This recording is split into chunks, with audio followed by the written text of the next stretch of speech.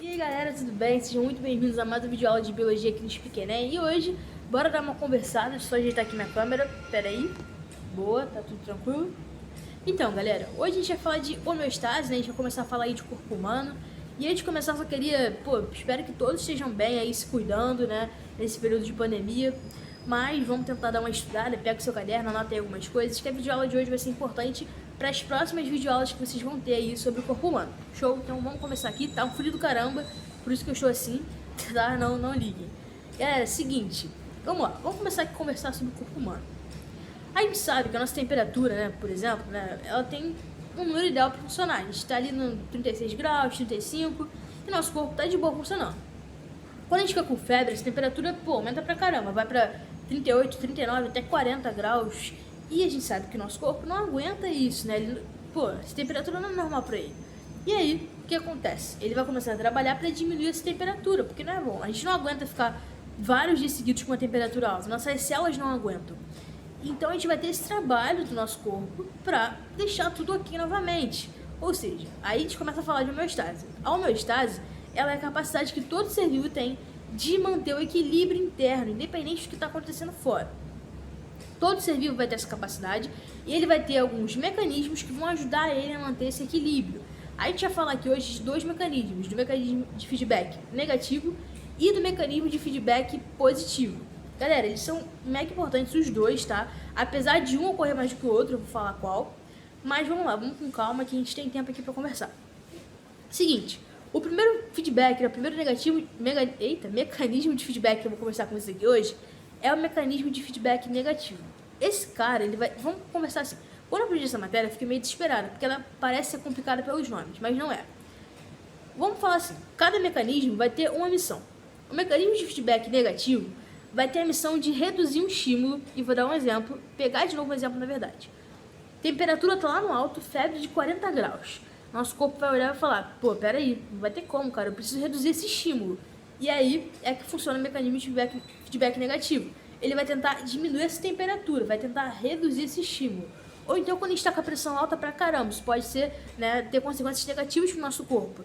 Nosso corpo vai tentar o quê? Diminuir essa pressão, reduzir esse estímulo, né? Ele vai tentar ali exercer a missão que ele precisa exercer, que é reduzir esse estímulo, abaixar a pressão, abaixar o nível de glicose no sangue, ou então abaixar a temperatura novamente, né, quando ela está muito alta numa febre. Vai estar sempre trabalhando aí, né, no contrário. Se está algo muito alto, ele vai tentar diminuir. Já o feedback positivo, ele vai ser diferente. Ele vai trabalhar ampliando, amplificando o estímulo. Vou dar um exemplo de como isso acontece. Vamos supor que a gente sofre um acidente, né? A gente tá ali andando, a gente acaba sofrendo um acidente e bater na cabeça. A gente vai começar a perder sangue pra caramba, né? Bater a cabeça, você abriu aqui, é complicado. Tá, aí vai funcionar o feedback positivo. Ele vai começar a amplificar o estímulo daquele sangue sair. E aí, aqui tem um problema. Ele pode ser perigoso por isso, porque como ele tá amplificando algo, né, amplificando o estímulo, a gente tá ali perdendo sangue pra caramba, aquilo tá sendo alimentado. Esse sangue vai saindo, a nossa pressão começa a baixar, nosso batimento cardíaco começa a baixar. E a gente começa a, prever que aquilo pode dar ruim do caramba, né? A gente pode até morrer com uma perda de sangue excessiva. Então, o feedback positivo, ele tem os seus perigos por isso. Porém, entretanto, todavia, ele também pode ter consequências positivas. Vou falar em que sentido. O feedback positivo, mais um exemplo dele, é falando das contrações uterinas, né? Das contrações do útero. Quando a mulher está grávida, na hora dela ter o bebê, a gente vai ter esse estímulo, né, das contrações sendo amplificado pelo feedback positivo. Ou seja, então aí ele está agindo de uma maneira boa. Ambos estão trabalhando para que o nosse corpo fique ok. Eles não têm o objetivo de fazer mal pra gente. Eles estão trabalhando para que o equilíbrio seja restabelecido. Às vezes dá errado, às vezes dá errado. Os dois podem dar errado. Mas assim, os dois estão trabalhando para um bem só, né? De manter o equilíbrio ali 100% para o nosso corpo funcionar. Porém, né, a gente viu aí que o feedback positivo pode ser um pouco perigoso por conta, né, dessa amplificação do estímulo, né? Apesar dele ter seus perigos, ele também tem seus pontos positivos, né? Como, por exemplo, as contrações uterinas. Ele vai ajudar a mulher ali nas contrações, vai começar a amplificar, né, para a mulher ter mais contração, para ter o bebê, mas também pode alimentar o estímulo ali da perda de sangue, diminuição da pressão arterial, aí o batimento cardíaco cai também, e aí a pessoa pode acabar morrendo. Desses dois mecanismos, a gente vai ter o feedback negativo ocorrendo de uma maneira muito maior, né? A gente vai ver que vai ter vários exemplos dele e não tanto de positivo.